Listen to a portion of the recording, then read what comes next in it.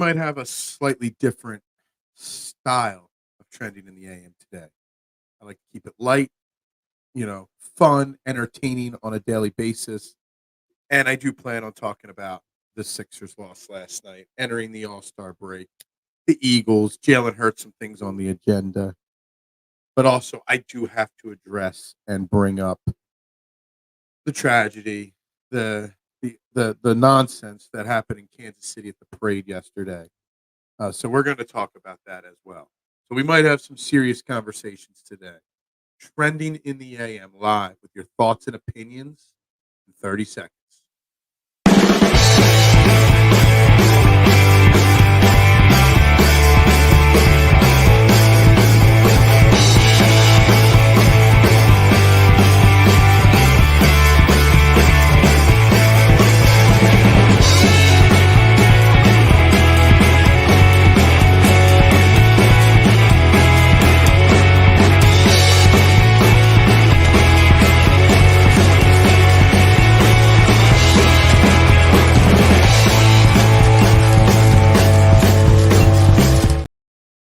And a very good morning, everybody, and welcome to Trending in the AM right here on Philadelphia Sports Network. We're live on Facebook, YouTube, and Twitter. So make sure you do me that favor, hit that like button, that share button, that retweet, subscribe button, that follow button, wherever you're watching, just share it out. But most importantly, get interactive with the show to give me your opinions, because it's the only morning show in Philadelphia where your opinions actually matter. I'm your host, Phil Stiefel, at Beard of Knowledge, or Beard Knows of Knowledge, according to Fantastic. Make sure you shoot me a follow everywhere on social media that you can see. Even on a day that I want to have a serious conversation, still bring some light and some sarcasm to the program. And we got lots to talk about, lots on the agenda today. Obviously, I had an agenda of Sixers and Eagles talk that I wanted to accomplish today. But I will start out the show by giving my thoughts and prayers to the people of Kansas City who were trying to celebrate another Super Bowl victory. And unfortunately, again, in this country, some nonsense, gun violence broke out at the parade towards the end of it, killing one person, wounding well over 20 other people. There are some other people that are still in pretty critical condition from what I've read. But it's just another example of what is wrong in and with this world that we currently live in. That we have to constantly worry about this kind of stuff. We have to constantly worry about our safety, our family safety. I was talking with my man Jason from Fairway to Heaven yesterday. And he lives in the Detroit, Michigan area, and he went to Michigan State, and it was the 1-year anniversary of that shooting. One of his kids, the teachers in one of his kids' schools were one of the victims in that one. And this is just something that constantly keeps happening. It's not something I'm comfortable talking about, but I think it needs to be addressed about how in 2024 we are still in this place where we still have to worry about this. And it's not getting better, it's getting worse. It was supposed to be a fun and joyous event, and some idiot decided to shoot it up. Exactly. What is wrong with people? And TMC, I see your comment. I'm not going to make AJ McCarron jokes right now. Maybe later in the show when we get off this topic, if we get off of it. Like I don't do these kind of conversations very often, Doc. And again, I don't feel comfortable doing it. Not because I'm worried about offending someone, not because I'm worried about what my beliefs are versus somebody else. It's just something that tends to start arguments far too much. But in this day and age, in 2024, the fact that we can't celebrate our team's success without worrying about this kind of thing, it just breaks my heart. And I was over on Twitter this morning, Doc, and this is something that really annoyed me. Really, really got under my skin.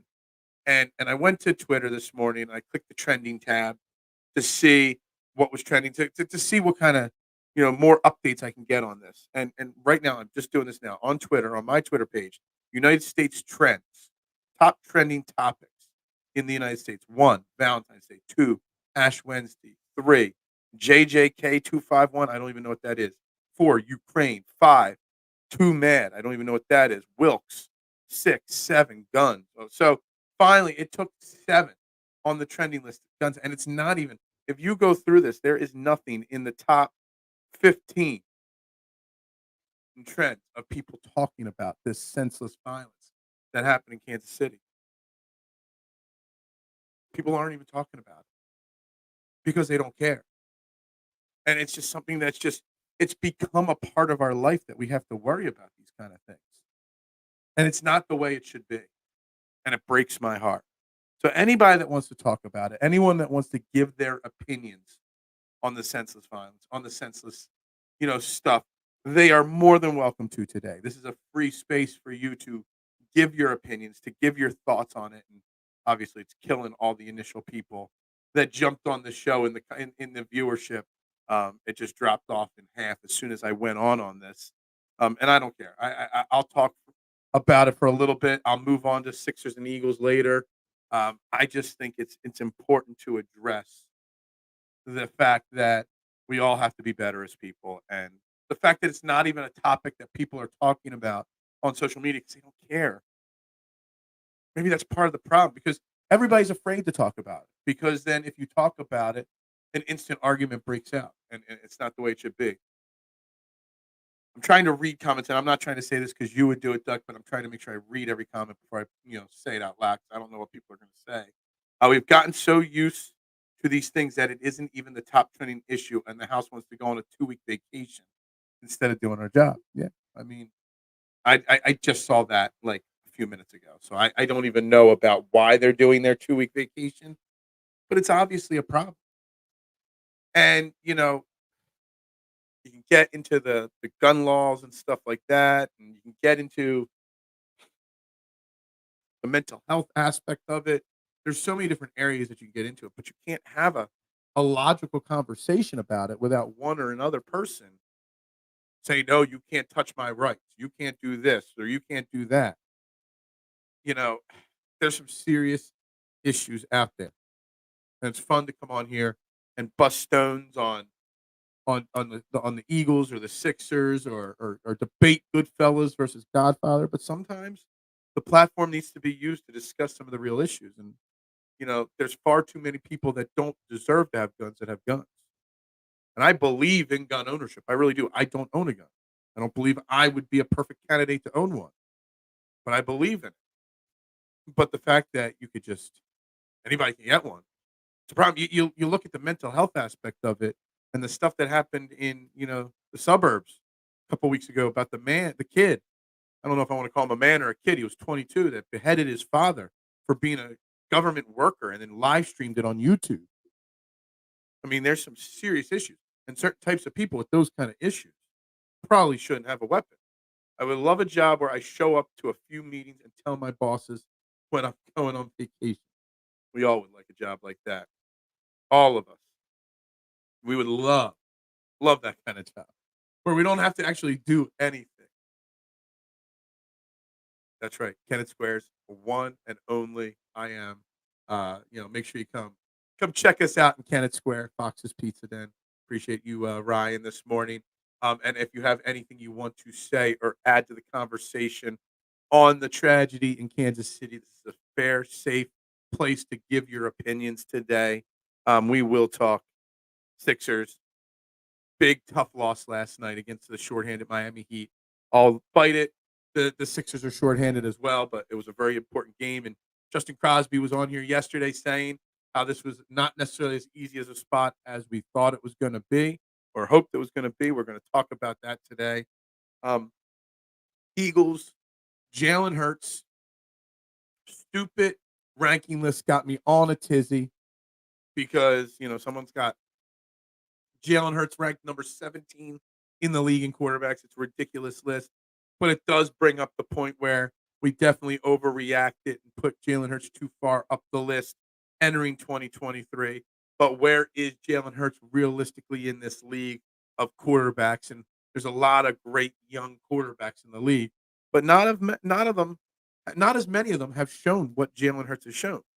So I still think the Jalen Hurts conversation can be had.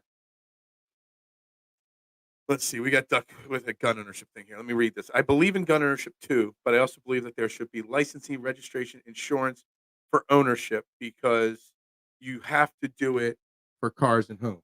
Yeah, you have to do all that for cars and homes and not for a gun. So I don't know about I didn't fact check any of this, but my man Jason, I was chatting with him about this last night and he sent me something. And I don't know how much of it's true. He got this off of the internet somewhere probably as well. Let me page through some messages. So somebody put out there, and he shared it with me. Gun laws in Missouri: no background checks for private sales, no permit required for concealed to carry, no permit required for open carry, no license required for owners, no firearm registration, no assault weapon law, no magazine capacity restrictions. That's far too many no's in 2024. We are a smarter civilization. We are supposed to be a more advanced civilization than we were 50 years ago, 100 years ago, 2 years ago. We're doing so much to grow in, you know, giving people rights, but yet the simple things of protecting each other has gone by the wayside. You can't go anywhere without worry. I mean, Jason said it last night to me when we were privately talking, how he's constantly got to be worried about his son's safety, how his son has to go through, you know, drills. Like we used to have to do fire drills when I was a kid in school. You know, walking. Why would we walk in a single file line in a fire drill? I don't know. Anyway, used to have to do fire drills when we were kids. I'm 43, so we're talking late 80s, early 90s Catholic school fire drills. Now they got to do active shooter drills in schools, bomb threat drills in schools. That it's just it's not what we should be exposing our kids to. We do not know as of this moment. Um, they haven't said anything. They've arrested 3 individuals. Shout out to the people of Kansas City.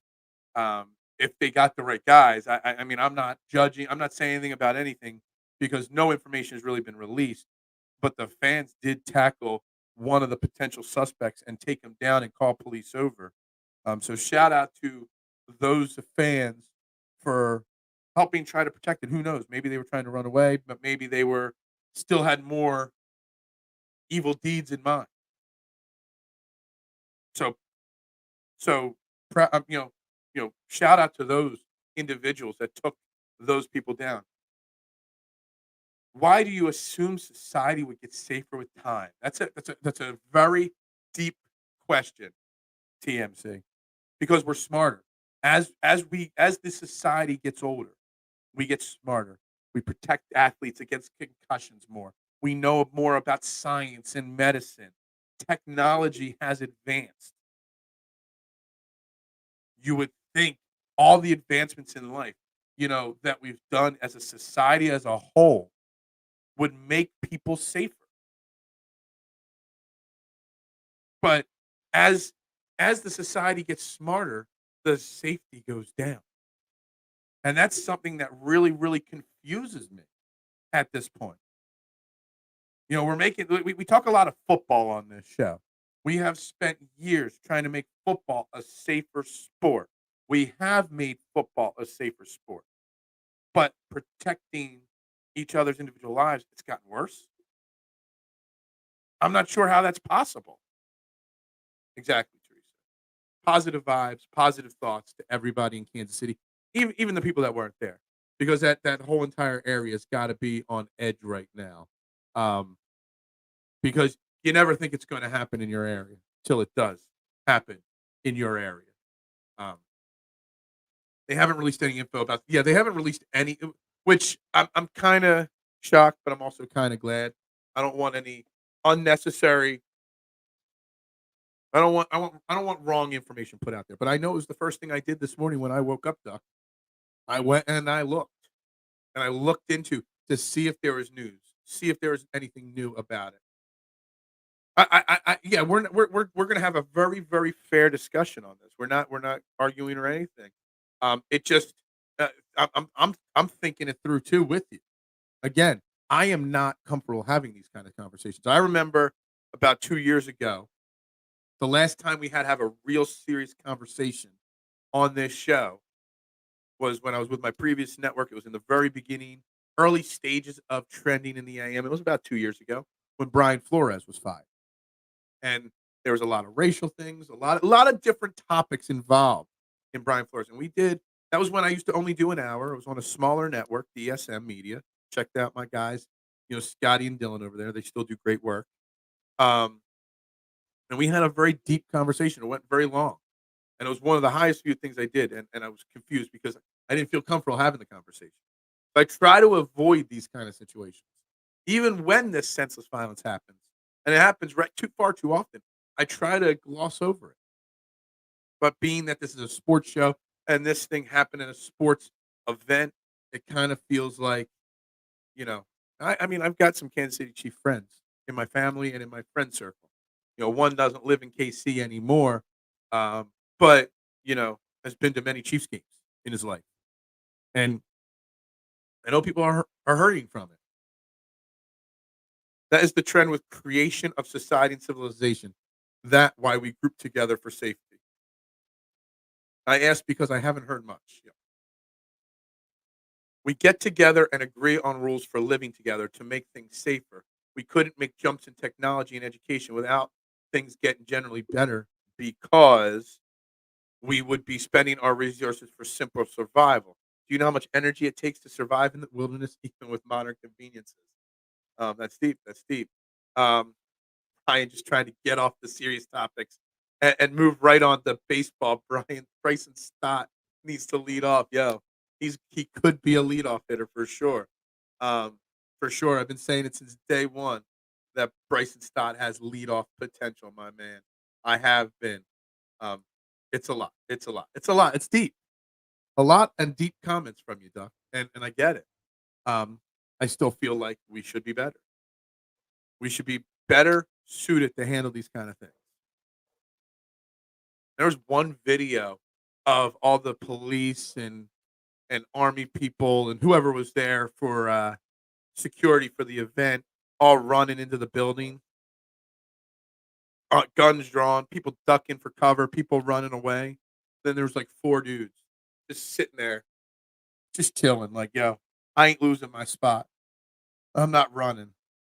I was just like, yo, what this is, there's something wrong where there's shooting going on and you're not trying to, run and hide and protect yourself. That really, really gave me a chuckle, but also a little like room for concern, like what is going on there? Um, but it's a shame. It's a shame that we had to open this show up with this conversation. It's a shame we have to talk about it. It's a shame that in 2024, this is still a topic because it doesn't need to be. It doesn't. And I don't have the answers. I don't have the answers on why it happens. I don't have an answer on how to stop it without offending one person or another. But we got to be better. We got to be smarter. And I don't get political on this show. I never do. And I'm not going to say who I will vote for on this show. I do vote, but you're telling me the answers to all our problems are either Joe Biden or Donald Trump. And I don't care if you like one or other of those. I don't like either. You're telling me that that's the answer that's going to lead this country into getting these things better. There's how many hundreds of millions of people that live in our country, and there are two best options. That's what's wrong with society. That we don't have the proper people that are leading. We don't have the proper people that are willing to do what's necessary to lead the right way. What's up, Big Al? I'm glad you are willing to discuss it. What a sad event, senseless violence. It sickens me, and I'm sure you can hear it in my voice. I'm not happy to have this conversation. I'm not. I don't want to discuss it, but I feel like when you have a platform, and even though that I was talking with Jason, my man from Fairway to Heaven last night, and I'm like, look, I don't care if it kills the algorithm of the show. I don't care if it pisses people off that I have this conversation. I don't care if my opinion pisses people off. I'm just uncomfortable doing it. I don't like being serious. Everybody that knows me knows I'm the goofy guy. I'm the guy that has fun, that makes a joke in every situation. There's just no way around. There's no way around. There's no way to be joking and sarcastic with this situation. But there's also a lot of people that need to be able to voice their opinions in a safe place without worrying about what others are going to say. So, if anybody, the whole 14 people that are watching right now, normally at this point of the show, we're north of 40 watching live. We got 15, 16 now watching. If any of the 16 people watching want to have a place, as long as they do it in a very, very safe, like nice way and not like super offensive, feel free to voice your opinion, whatever it is, in the comments right now. Anything. I always show this. This is the show where your opinions matter. Your opinions matter more now on this topic than anything sports related. Like, I want to talk Sixers. I want to talk Eagles today, and we'll definitely get back to it tomorrow. 100%. And maybe joking about that terrible list that dude put out ranking the 32 starting quarterbacks in the NFL is the perfect joke or sarcasm to take the edge off of today. What I find funny is that crime in general in 2023, but our gun violence is up. Is crime down? Was crime down in 2023 overall, but gun violence up? Yeah, see, I don't even know that. I don't even watch the news. When I made some changes to my TV package, I made sure to pick the package that doesn't get me CNN, it doesn't get me Fox, it doesn't get me any of the cable news networks. I get none of it because I don't want to watch it. I kind of want to watch it a little bit as election season rolls around again, even though it's just a complete and total shit show. But, I don't watch it because it's all you see is that negativity. Yeah, I figured that's what you meant. Crime is down, but gun violence is up. And it doesn't need to be. It doesn't.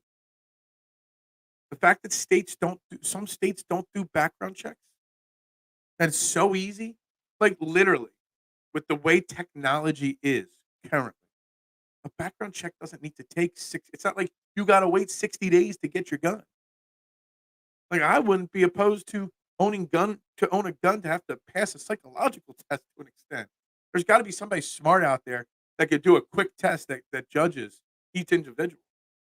There's gotta be some AI creative tool out there that can run a check on somebody and check their social media and check everything in a blink of an eye to see if that person has had any kind of anything. I mean, all the people listening to us on a daily basis. I mean, hell, I make one comment, and the next 40 hours, my Facebook feed or Instagram feed is filled with advertisements based on whatever I talk about. People are listening. You're telling me there's not a better way to judge whether somebody should own a gun or not? I mean, it boggles my mind. But we don't want to infringe on people's Second Amendment rights. And I get that because I believe, is it Second Amendment? See, this is where I get a little sticky. My history is foggy. Your amendment right to own a gun. Nobody wants that infringed upon. That's fine. I think you should be allowed to own one if you are of well mind and body to own one. Plain and simple. General crime stats are down. Even violence crimes is generally down, but gun-related crime and violence is up. It's a problem. It's a problem. And I don't know what it is. I don't know why these events are happening more frequently. Like, I really don't. I don't know why that this happens more and more. There's something fractured. We always talk about a team being fractured or a locker room being fractured. There's something about society that's fractured. And it's sad. Phil, let's say you pass every law in the books. And see, you got to give me more than that. I know you're going to give me more than that. I know that's not the end of your statement right there, for sure. Um, and if anybody else, I know Ryan dropped the Phillies comment in there. If anybody wants to get off the serious topic and wants to talk anything Eagles or Sixers related or Phillies related or Fly Guys related, please feel free to drop it in the comments section. I have no problem, getting off of this topic. I just feel like it needs to be at least discussed a little bit today because, again, there's a 44-year-old woman that is no longer a mother of, I think I read 2 children, 44-year-old with 2 children that is now no longer with us. There's 20 plus people in the hospital. I think 8 or 9 of them are children in the hospital, some with life-threatening injuries. So that one dead could go up in the coming hours and days. It's a shame. So I feel like sports today is not important. But the world's bigger than just sports, and we use sports as an outlet. But even sports are not safe anymore. Phil, let's say every law in the book, and rightly so. If you not right in head, you can't have one, but you don't have to go to store if you have bad intentions, and that's fine. I get that. It's just like, you know, legalizing weed or something like that. If you're not legalizing it, you can still get it illegally in a state. Or, if you don't want to, if you get kicked off of DraftKings, I'm still sure there's a bookie that's going to take your bet. There's always a way around it. But what it could do is if you see a lot, and I'm not going to give stats on this because I don't know it, TMC, but a lot of the gun violence that we've seen over the last couple of years, a lot of these mass shootings, a lot of these people got these guns legally. They get them, then something breaks in their head, and then they have these bad intentions. Maybe if they didn't have the guns to begin with, maybe some of them wouldn't have happened. Now, we don't know what the intentions were of these 3 individuals that were arrested. We don't even know if the 3 individuals were the perpetrators or not. We're assuming it. We don't know. We don't know. But, the guy that beheaded his father a week or 2 ago and then live streamed his manifesto and showed his dad's severed head on YouTube. You know, that guy was clearly someone that shouldn't have owned weapons. You could tell he was somebody that couldn't be trusted. Shouldn't have been shot in that situation. This stuff happens because people are complicated animals with many underlying issues, including mental health and greed and wants. And greed and wants for sure, absolutely. But I think the mental health aspect of it is very big deal. That there is not enough in this society that is so advanced. There's not enough help for mental issues still to this day. It affects everybody. It affects me. Look, my mental health today is not right because of this, because it hurts me. I own a place of public business. I have been robbed before. I look at every person that comes in the door of my pizza shop. Fox's Pizza. See, I can even plug it in a serious manner. Every person that walks in the door, if I don't recognize the face, I'm checking them out. Like, it's just a natural reaction to me in this day and age, and it shouldn't be that way. What's up, Dave? Good morning to you today. It's an awful tragedy, of course. I'll never understand how someone's mind could get them to that point and obviously plan it ahead of time. And that's something that we just don't know. We don't know what goes through people's heads. And unless you've had a mental break, you don't know what it's like. And no sane person has had a mental break. I've and this is slightly off topic, but I've always been fascinated with the psychology of serial killers and what goes through. And I've read books and watched documentaries on interviews with some of the most famous serial killers and what went through their head and what goes through their head that makes them do it doesn't make sense to the normal people like you and I, but it made sense to them in that moment. But maybe if more help was available for these people, if maybe more people tried to look out for the signs and not the signs that someone's going to go out and shoot up a multi-million person crowd, like signs that they just might be upset. When you see somebody that might even be remotely struggling, you should ask them if they want help. I always go back to with mental health, a song that I really truly admire and love, and that's "Tracks of My Tears" by Smokey Robinson. And the song "Tracks of My Tears," when you first listen to it, it's a love song, or a heartbreak song. I'm smiling on the outside, but deep down inside, I'm not because of the breakup with you and, whatever the lyrics go.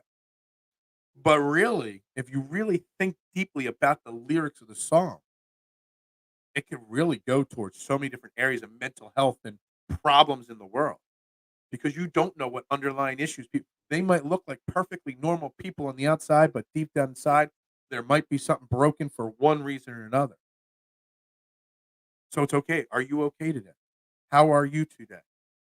Be nicer to individual people when you see them. That's what it is. Yeah, if you're not right in the head, no weapon, no argument for that.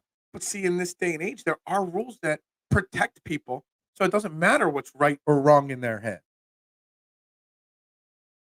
And look, that might offend people that I think if you can't pass a psychological profile test, which is not hard to do, I'm sure you can go to some AI tool somewhere and create a perfectly fine psychological test that would say that you are good for gun ownership. I'm sure you could. I'm sure there's some kind of program that could be created, probably very easily, that could be run on a computer along with a background check that checks your social media, checks everything about you, and I mean, in this society, you can't tell me that those kind of things cannot be done immediately. Someone wants to buy a gun, well, they don't. I don't know if this is a rule or a law in some state or somewhere where you used to have to wait like 2 weeks or 3 weeks for a background check for a weapon. Like, I don't know. I don't know the rules. I don't know the laws very well. Again, why I don't feel comfortable talking about this, 'cause I don't know everything. But I do vaguely remember that there are some parts of the world and this country, you had to wait like 20 days or 3 weeks or whatever to get your gun so they could do the checks on you. In this day and age with technology, a check on you could be done instantaneously. Punch it in a computer, go out on the social intraweb, and all information is solved and found. It's got to be able to be done. And if you are a sound human being, then you should be able to have one. I believe that.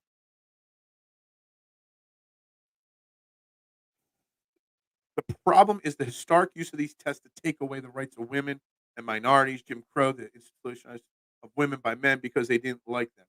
Yeah, but see, again, and I get that.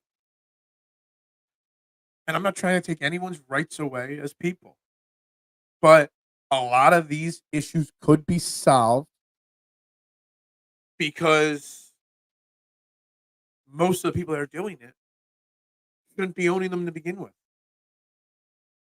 We can give women more rights, minority more rights. We should. We should all be equal. We are all in 2024, rights of any individual on this planet should be equal.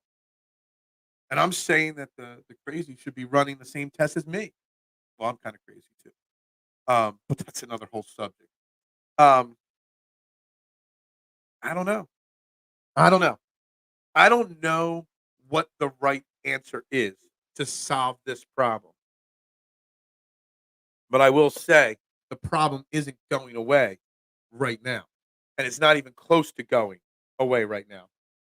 And if anything, it is getting worse. I don't disagree with your position, but there's reasons people are suspicious. I get it. People are worried about losing their rights. They are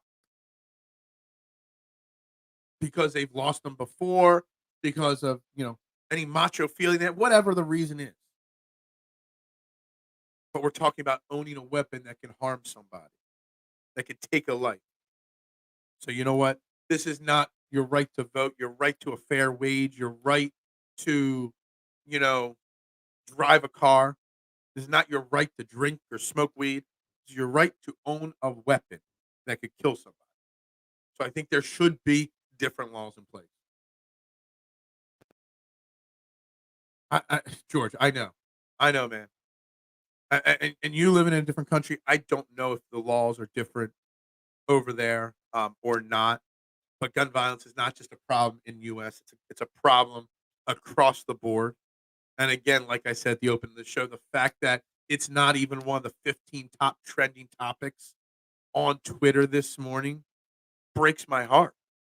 And it's probably because, I mean, some people will use political agendas where, Elon's trying to hide it or whatever. No. Problem is people aren't talking about it for two reasons. One, because they're scared to talk about it because of how it pisses people off, or 2, people just don't care because it's becoming part of our natural life.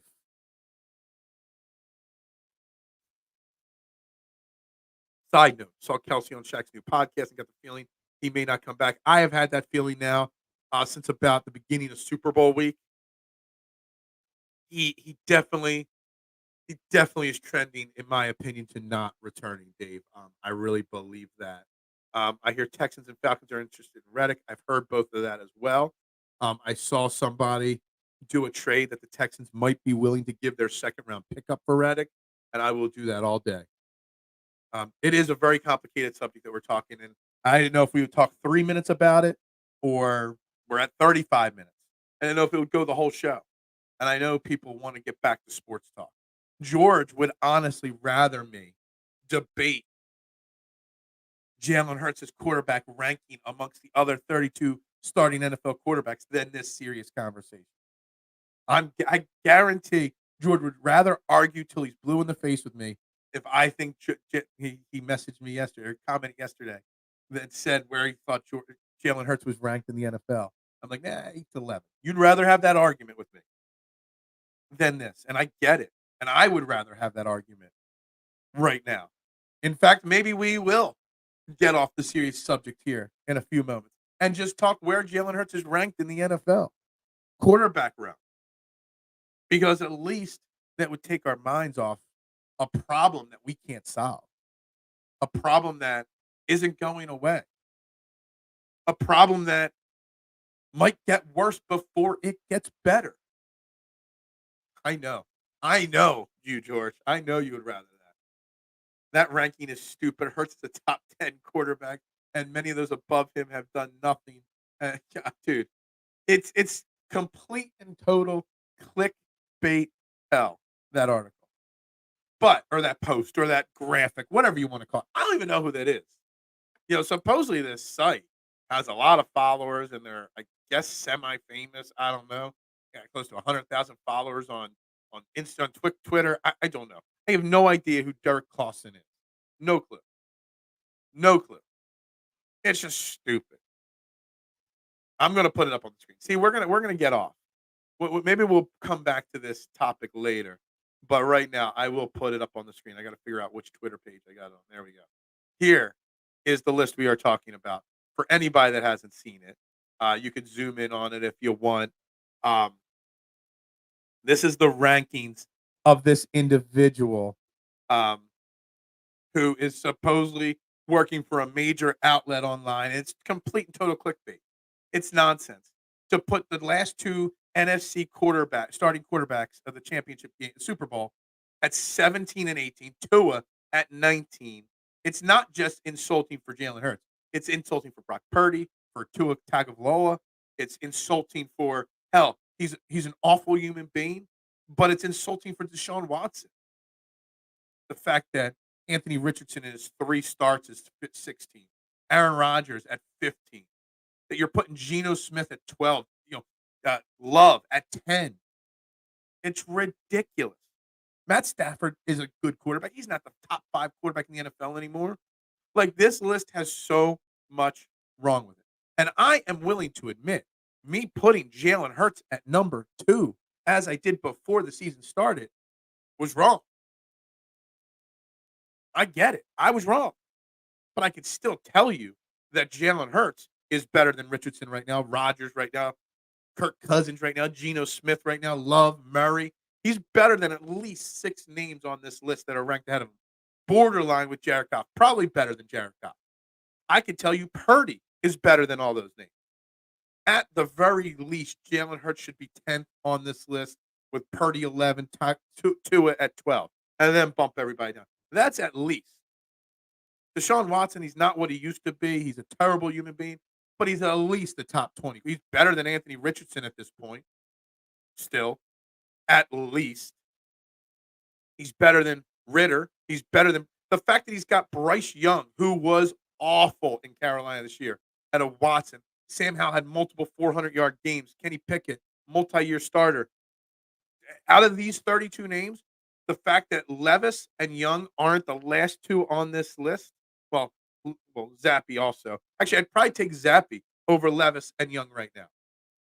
This is a horrendous list. A horrendous list. How did Hurts get to 17? Because someone decided to piss Philadelphia, Miami, and San Francisco off by ranking 3 quarterbacks awful. I have him 23rd. You are an idiot. I hate you. No, Phil, the conversation needs to be had, but nothing will change. We're back to the series. Two sides are too entrenched in their beliefs. It's true. Um, but I just want to make sure that I use my platform to give because I we're having a serious conversation, but I also want this to be a safe place that if someone's feeling something and wants to come out and say their feelings that it upset them or they need a place to voice anything that they can do it here. That is my goal. That is my way of feeling it.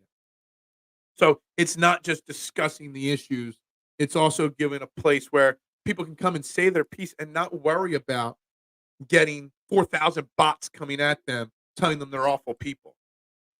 Let's get back to sports to relax just a little on a bad day after a really bad. I agree. I agree. Let's get back to the sports. Let's talk about this atrocious list. People love to troll Philly fans. People love to troll passionate fans, TMC, not just Philly fans.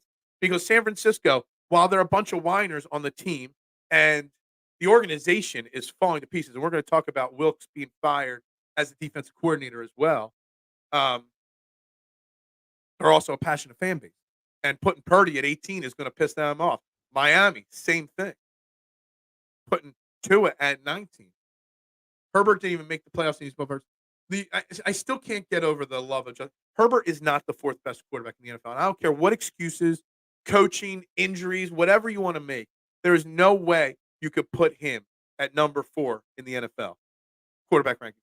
Joe Burrow at 9, Trevor Lawrence at 8. Remember, Lawrence was the one that last year was able to come back against Justin Herbert. Justin Herbert had a 30-0 or 30-3 halftime lead and blew it to Lawrence. But yet Lawrence is at 8. It just makes no sense.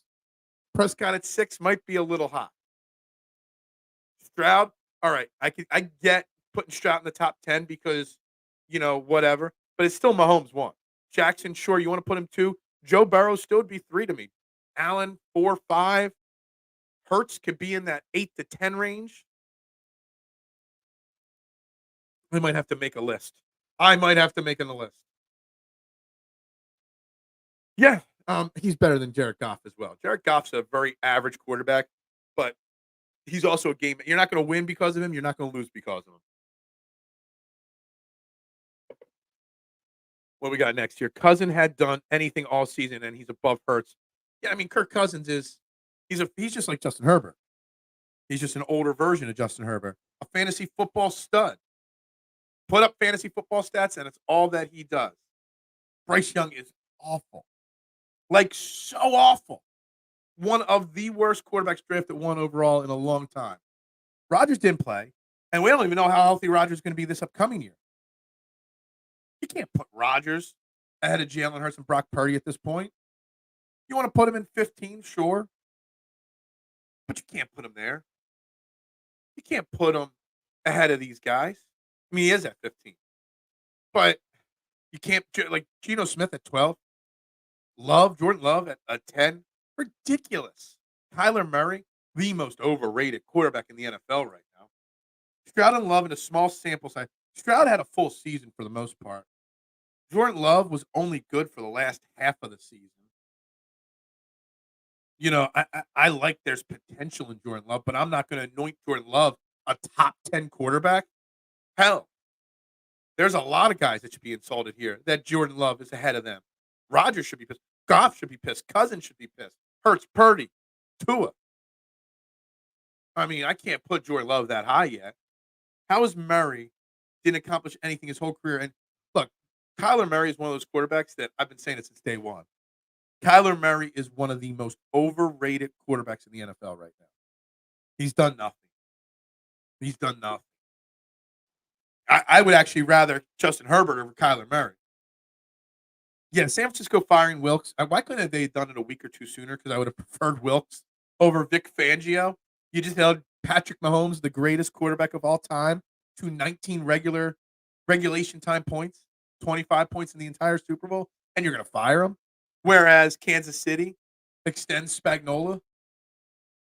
You got Shanahan throwing his coaches under the bus for the players not knowing the overtime rule. You got Shanahan blaming, you got you got Bosa blaming the coaches. You got a lot of stuff going on in San Francisco.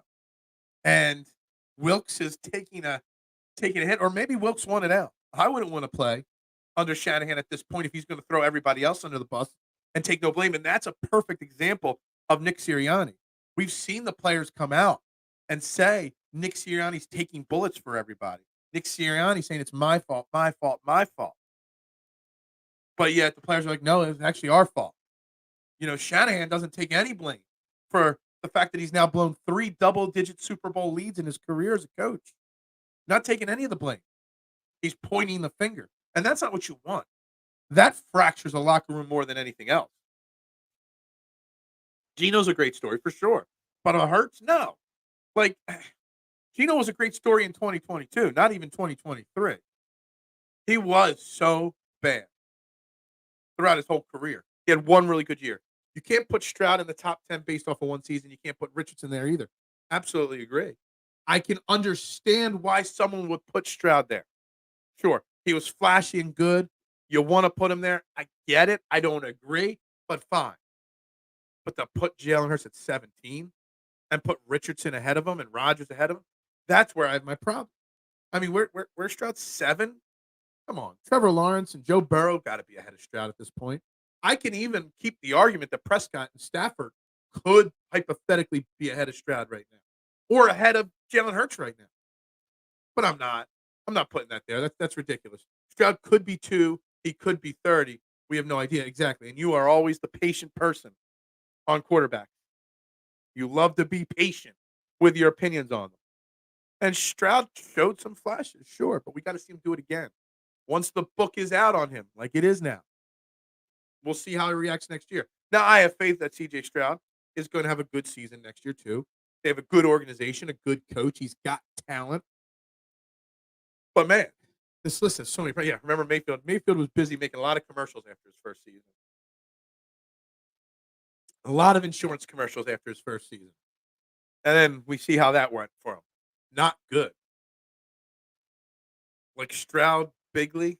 Stroud's got a lot of potential. A lot of potential. We just don't know if he's going to be able to sustain it or not.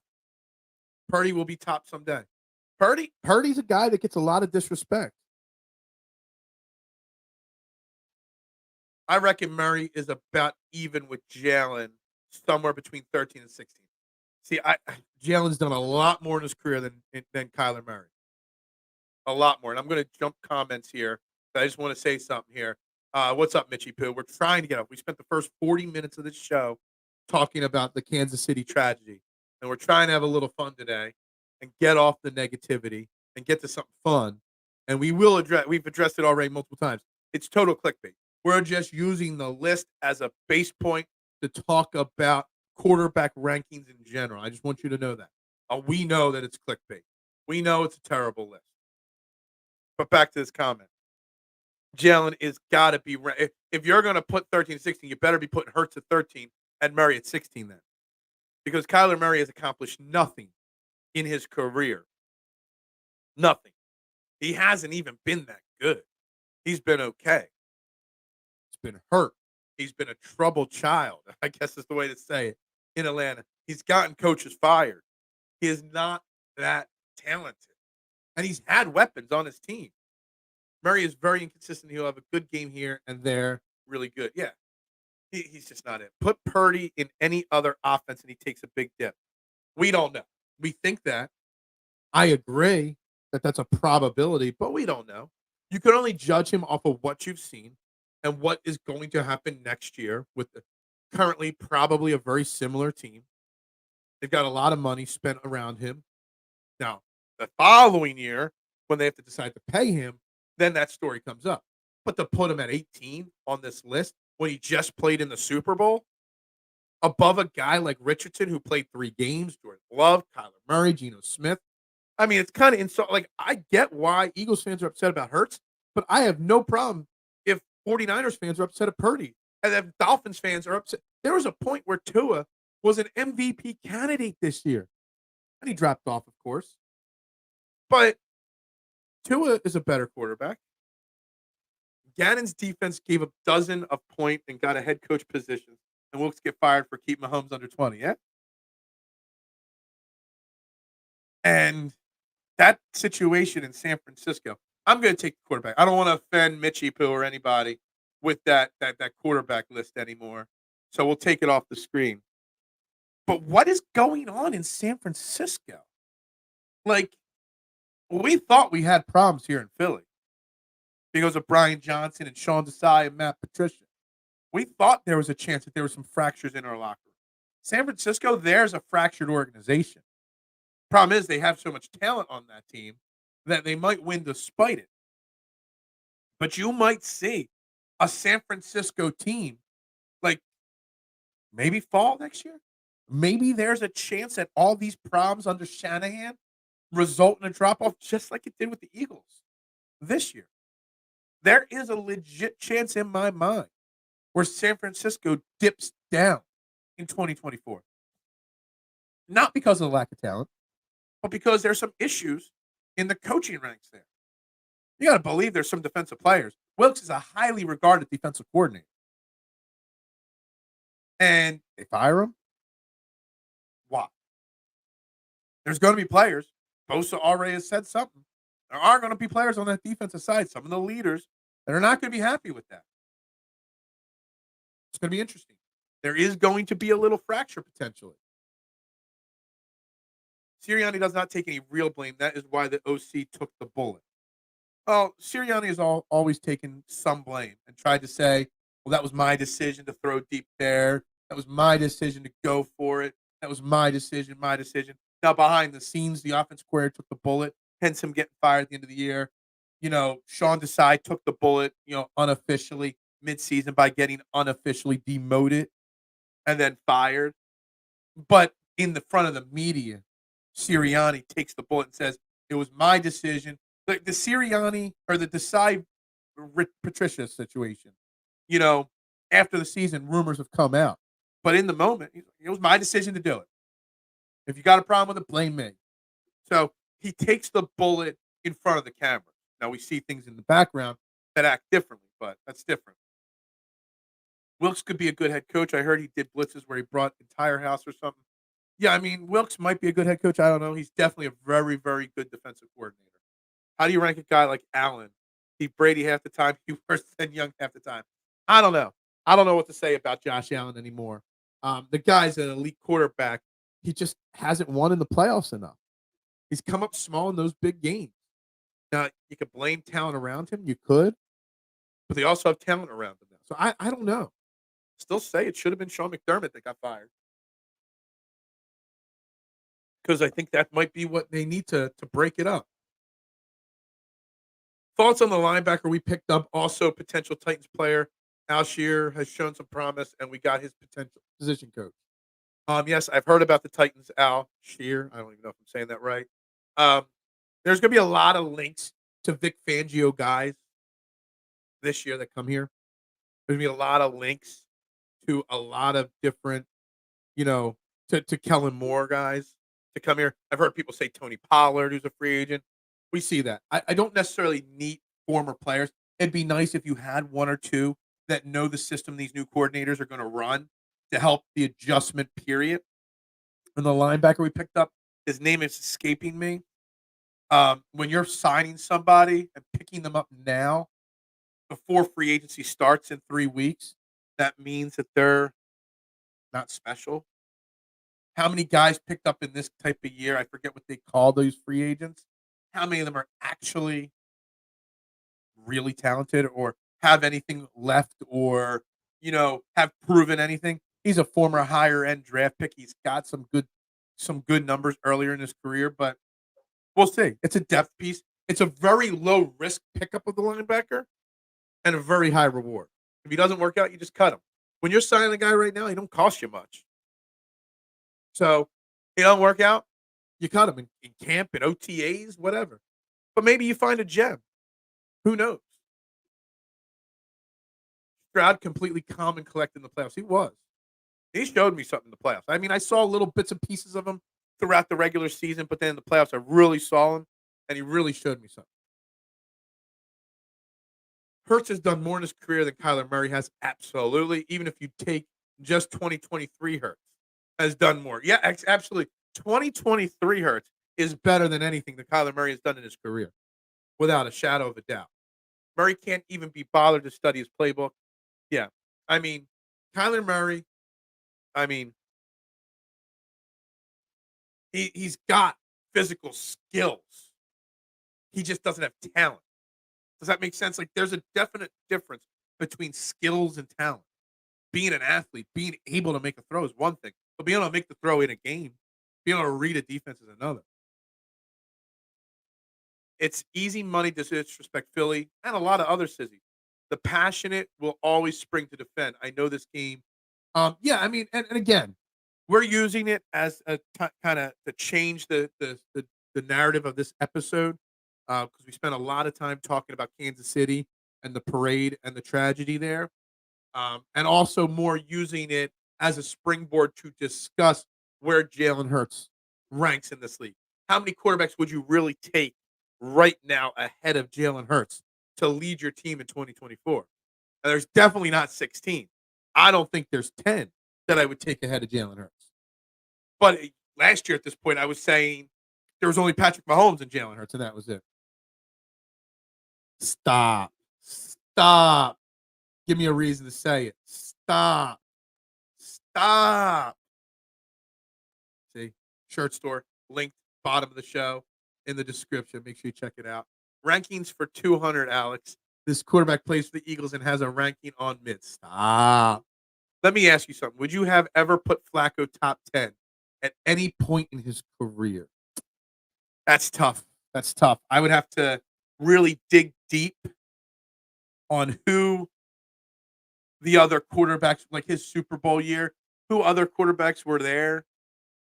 I mean, he's a solid quarterback. But see, that brings up the point that you don't have to be an elite quarterback to win.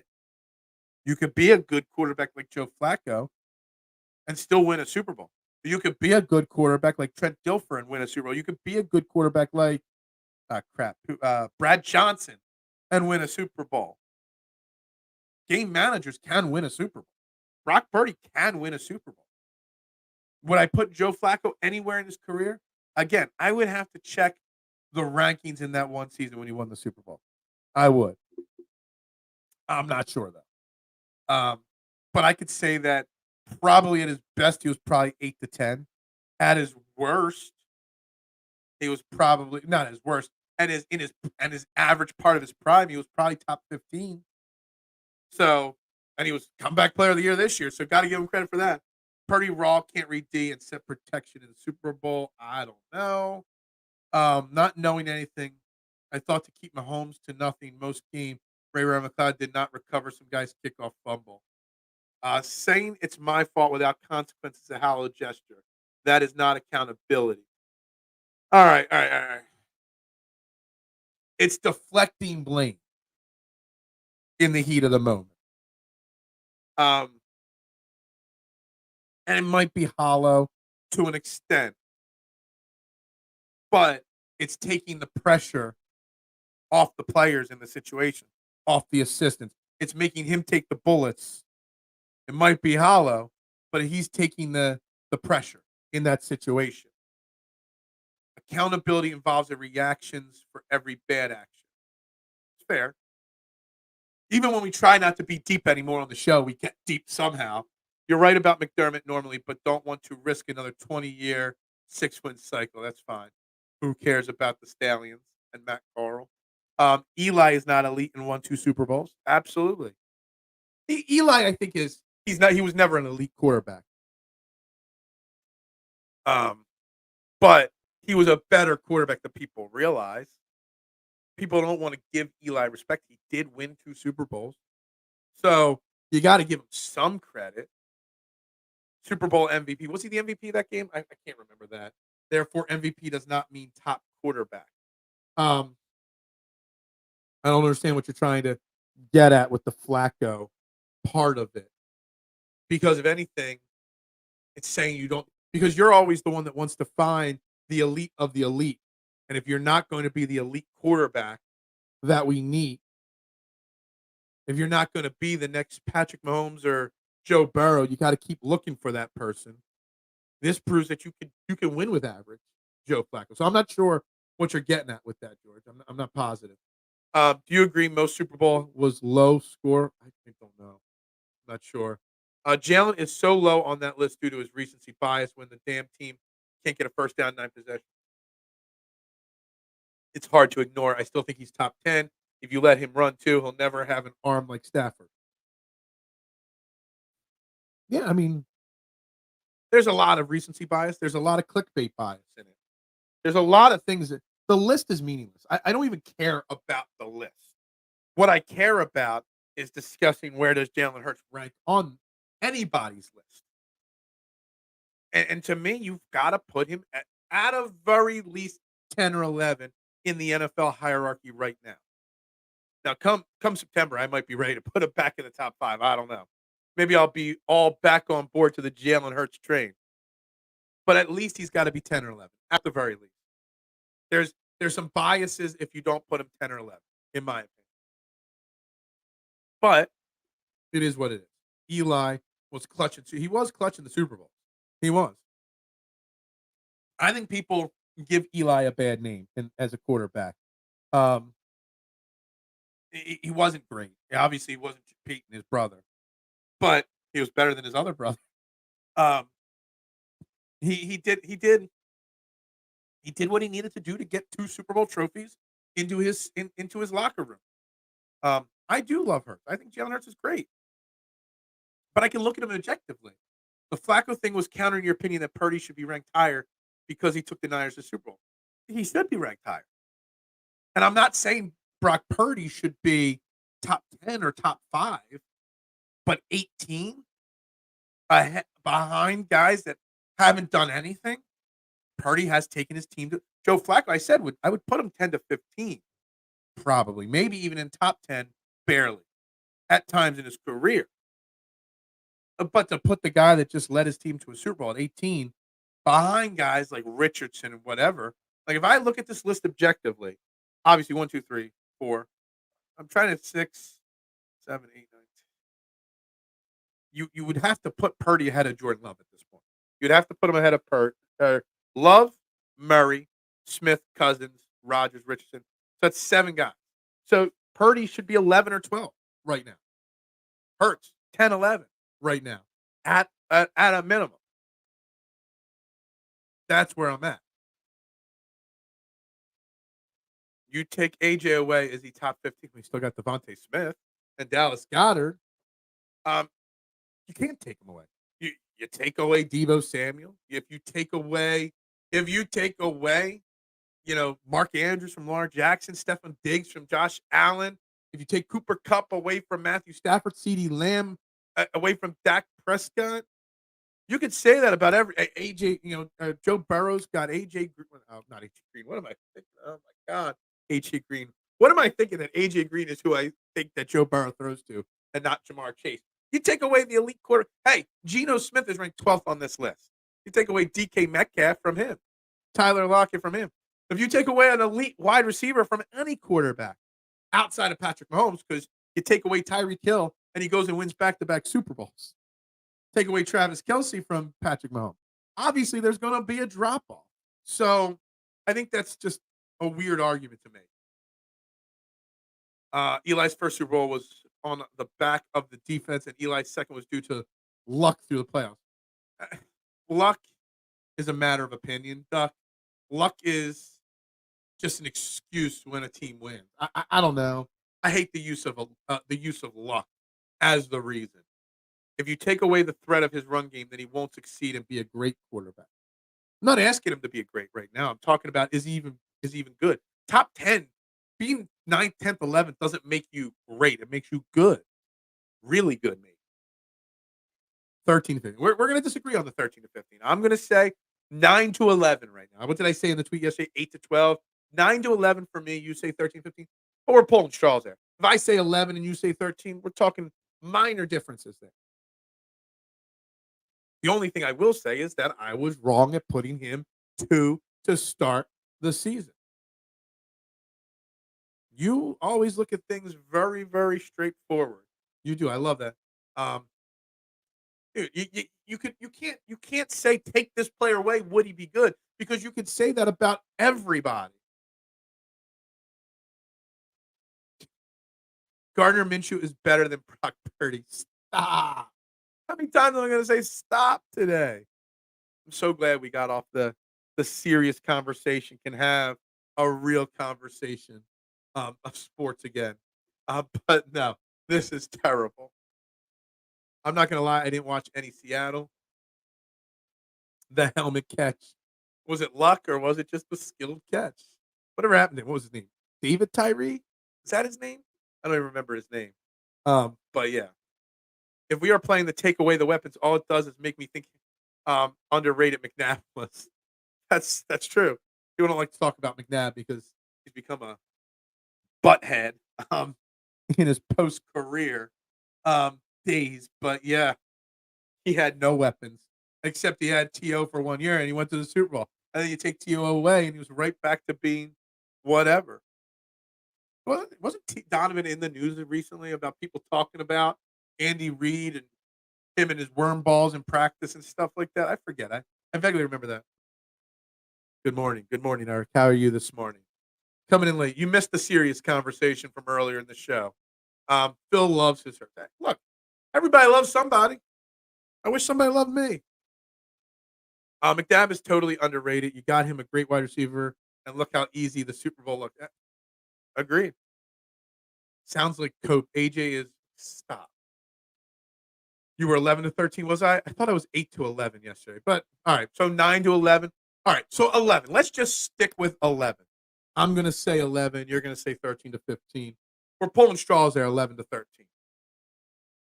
I'll admit, didn't think Baker would get to where he is now with his game. Interesting to see if Tampa offers him a deal. I would expect Baker to stay. What I expect from Tampa at their quarterback situation is similar to what I expected, and they didn't do it right. It didn't work out for them. But what I would expect is, Dave, that they offer him a Geno Smith type contract. Geno had a great year 2 years ago, and they gave him that 3 year. I forget how much it was. It was like 60, 70 million or something like that. I expect Baker to get like a 3 year deal, $20 to $30 million a year, which is pretty low in this day and age for a quarterback, considering Daniel Jones got 40 a year. I expect them to give him a 3 year deal. They're going to draft somebody young, not necessarily in the first round, more of a project in the second or third. They're going to try to develop him. And if not, they've got Baker for the next 3 years. If the guy they draft develops, you get rid of Baker in 1.5, 2 years. That's how I see. I think that's what Seattle wanted to do.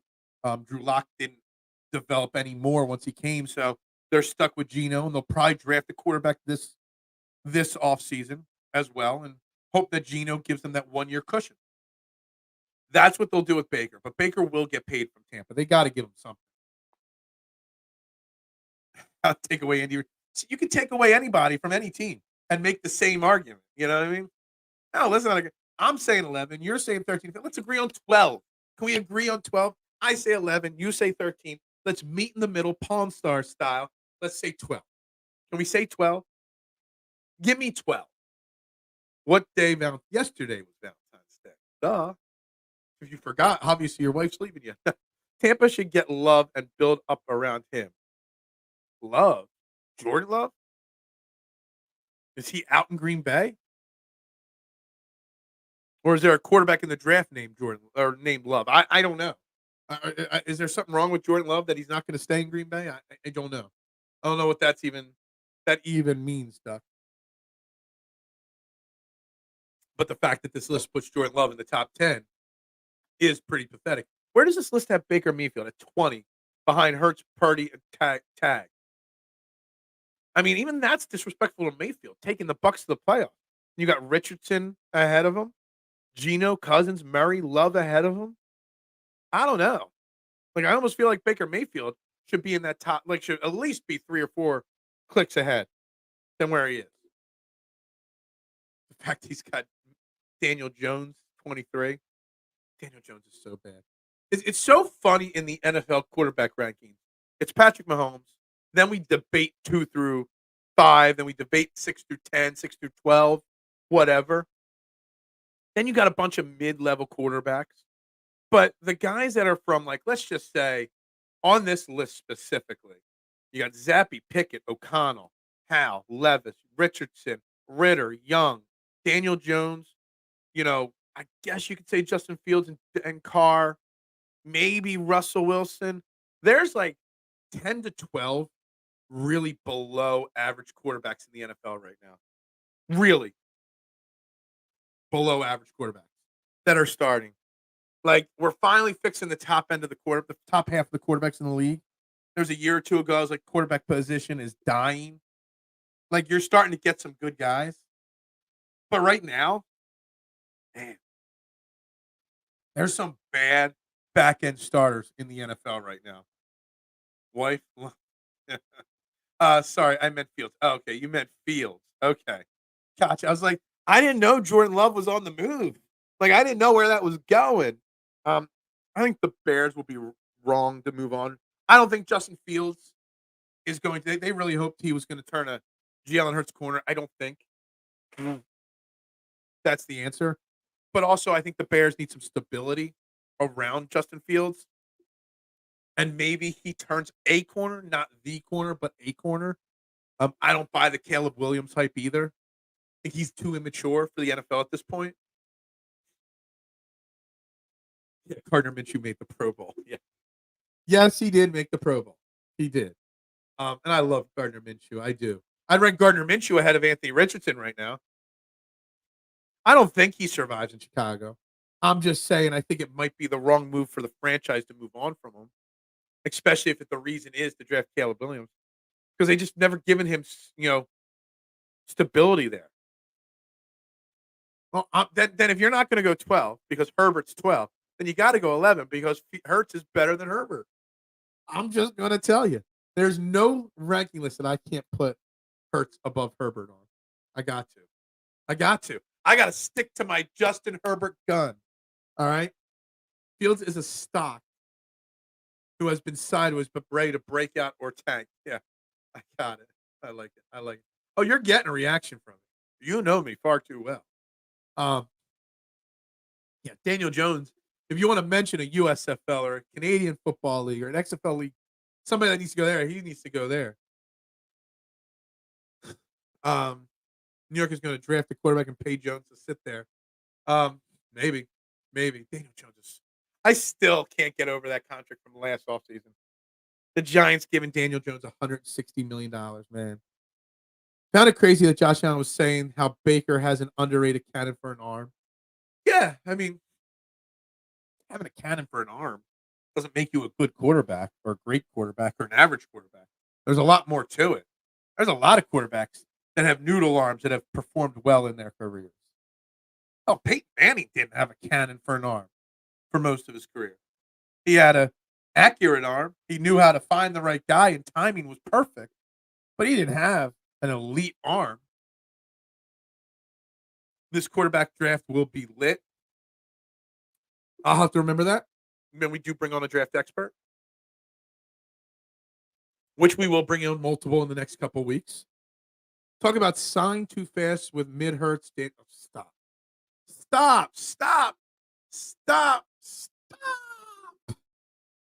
with the Jalen Hurts hate. You just don't get it. In a rebuild pinch, yes, absolutely. Hurts over Herbert for sure. Who are the top 3 quarterbacks in the NFC alone? That is an interesting question. If I had to say the top 3 quarterbacks in the NFC, Hurts,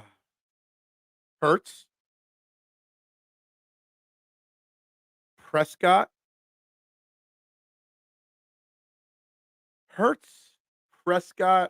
and then the rest, I guess. Hurts, Prescott, and Matt Stafford.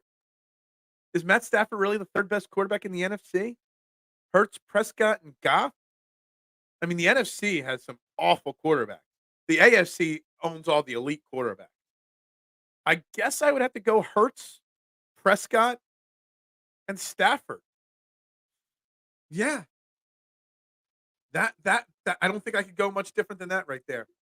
Daniel Jones has the biggest gold parachute of any. Yeah, that is true. That is true. Jay Cutler had a cannon. Yeah, Jay Cutler. The league did not care if they had to throw it themselves. They were going to have Manning get that last ring. For sure, he looked awful then. Hurts, Dak, Purdy. Yeah, I guess I got. Why did I think of Purdy? Yeah, it's got to be Hurts, Dak, and Purdy with Stafford 4 probably, and probably in that ranking list too, Duck, for sure. Goff, Stafford's okay. Not a Dak fan. It's okay to not be a fan, but it's also okay to appreciate that the guy has talent. Dak Prescott in a better situation could have had a different career trajectory, but he's stuck with Mr. Jerry Jones calling the shots.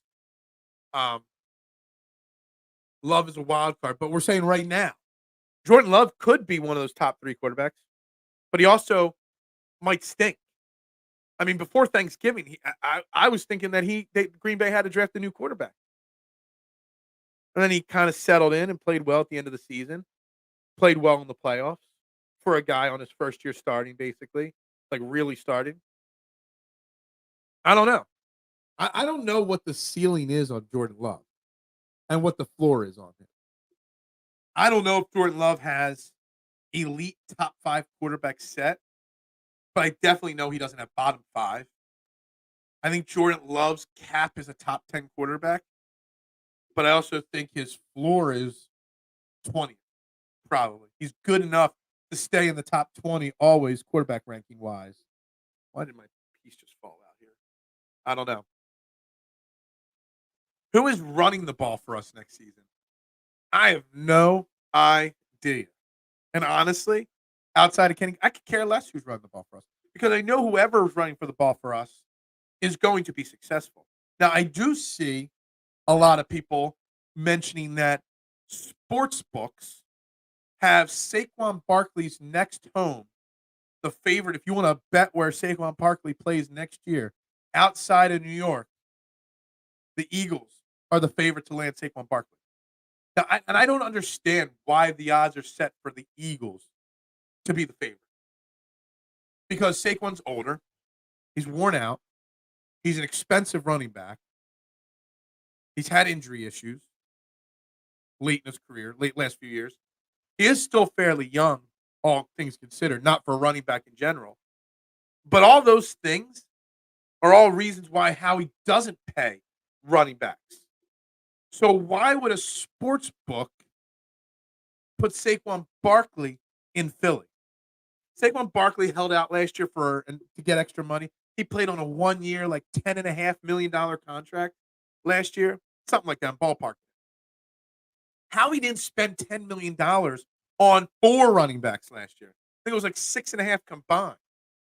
So why the sports books have Saquon coming to Philly? It just doesn't seem to make sense to me because it's a total non-Howie type move. And Howie's been making moves long enough where we kind of got an idea on what he likes to do and what he does. I think what he showed this season is the love floor. I think he grows from there. It's possible. It's very possible. I don't know, though. I need another year of Jordan Love to really know. Eagles don't pay running backs at all, ever. I know. So you followed up with adding the word running back there. Yeah, gotcha. It doesn't make sense, Saquon, to the Eagles. It doesn't. Is saying you need a good running back. We need a running back because all we have under contract right now is Kenny Gainwell. That's why they're saying. Because there is no one else under contract right now in the running back room. But Howie's not going to pay a big name running back. And I see this comment here. Give me Henry and work out a deal with Swift. Well, Derrick Henry's going to be expensive too. DeAndre Swift's going to be expensive. I don't know how people, there's sites like Sport Track that they gauge the value of what a player's contract could be, what the market value is. I don't know what the market value will be on DeAndre Swift. But if Miles Sanders got a 4-year, $26 million deal last year from Carolina, You got to think DeAndre Swift's going to be at least in that range. You got to think that Swift is going to get 4 years, 26, 3 years, 20, something like that. And Howie just doesn't do that. Now, I would like him to stay. I would be very happy if they kept Swift, they're keeping Gainwell. Bring back Boston Scott again. I don't care. Let my running back room be exactly the same. I would love it. Now, Derrick Henry, I don't like Derrick Henry in Philly.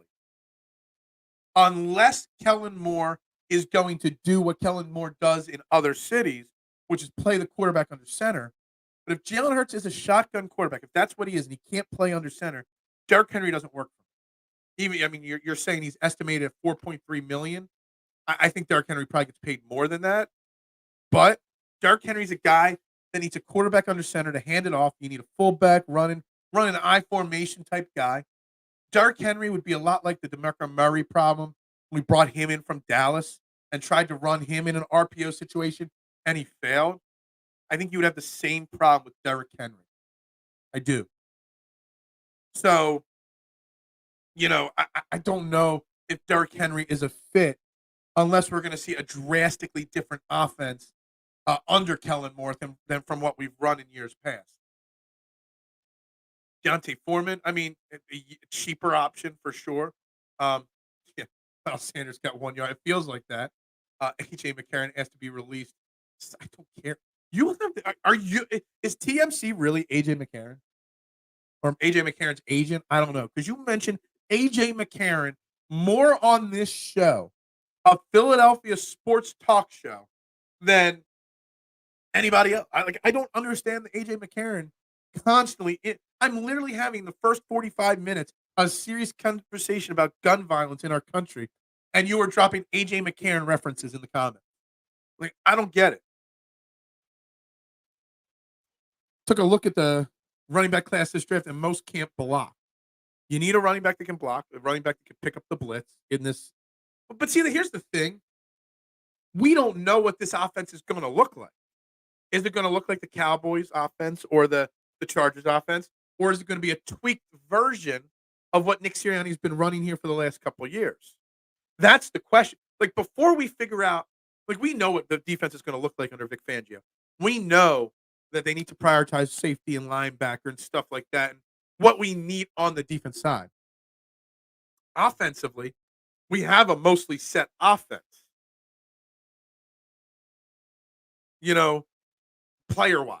We just don't know what the offense is going to look like. So the tweaks that we need to make at running back, at backup tight end, and whatnot, we don't know what AJ or Kellen Moore's offense is going to look like for Jalen Hurts. I'm curious, and that's the thing.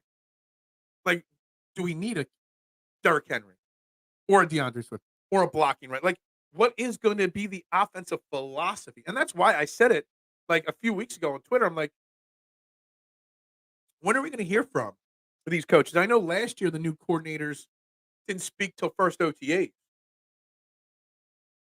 But after last season, after the way things went and ended, I would have liked the Eagles to have given us media availability to Moore and Fangio, even if at the same time, just so we can get a little bit of a pick their brains on what their thoughts are coming into this offseason. Oh, I mean, I started it off serious, so yeah. I'm all excited. You are always excited for the random leagues. Me, I could care less for the random leagues. I can.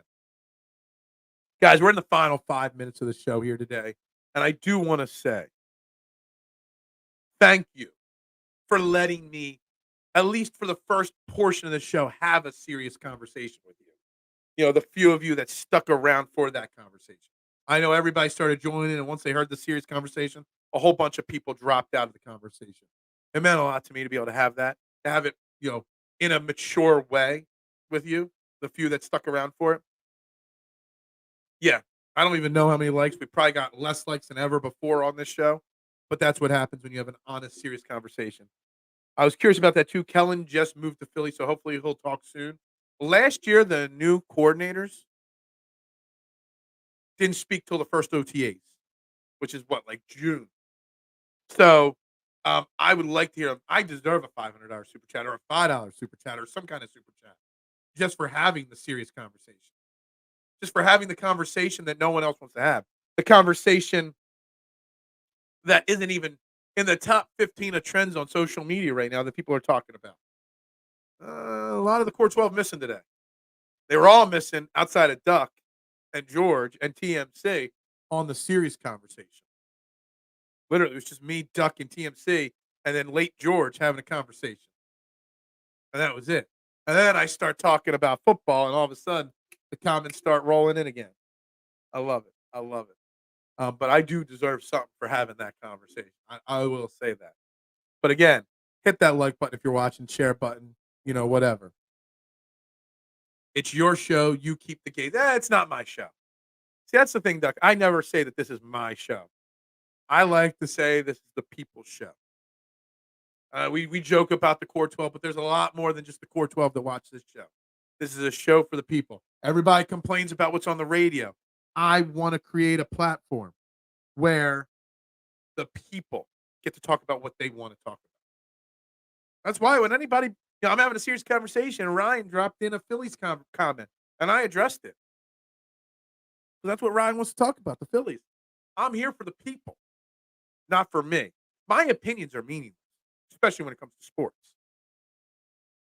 But sometimes things are bigger than sports. And sometimes you've got to, do you have a key? I just made a Core 12 and a Stop shirt, and no one bought them. You want me to make a Gatekeeper shirt too? So nobody buys that? I don't know. Tell some of the other stuff gets bought that I ain't making no more. It's the beard that binds us. It's not just the beard of knowledge anymore. It's the beard nose of knowledge, according to Fantastic.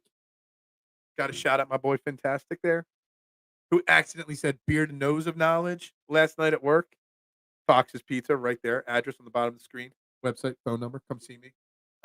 Be there all day today. Got a long day. Normally I get Thursday nights off today because of the Super Bowl, Valentine's Day, all the stuff that went on this week. Got to get the staff off today because they can't work too many hours. So I got to work all day today, unfortunately, at Fox's Pizza. I'll be watching golf today at the shop, so come on by, have a slice of pizza, watch a little bit of the Genesis Invitational being won by Patrick Cantlay. That is my pick this week. Go drop a bet on Patrick Cantlay. I need more wealthy fans. I need a wealthy fan. I need a wealthy supporter. I do. I need someone dropping $500 super chat. I've seen, Liam get $50 and $100 super chats. Most I've ever gotten is 20 from Adam. Super chats have died off lately. It's okay. I don't beg for tips. You guys are always too generous to me. I just prefer you guys to like and share and tell your friends to tune into this show. Subscribe to my personal YouTube page, linked in the description. The Trending in the AM YouTube page. I'd appreciate that as well. But anyway, guys, we got to wrap this up. We'll be back tomorrow. We'll continue talking Eagles tomorrow. We'll get on the Sixers because we didn't talk about the Sixers at all, and it was a really tough loss for them last night. We'll talk about the NBA All-Star Weekend festivities and Tyrese Maxey participating. Parts of the NBA All-Star Weekend, I think, are the best in sports. Part of it, not so much, but we'll talk about that tomorrow as well. But guys, have a great Thursday. Be well, be safe. And, as always, as I say here on Trending in the AM, to end every show, it's simply go Birds.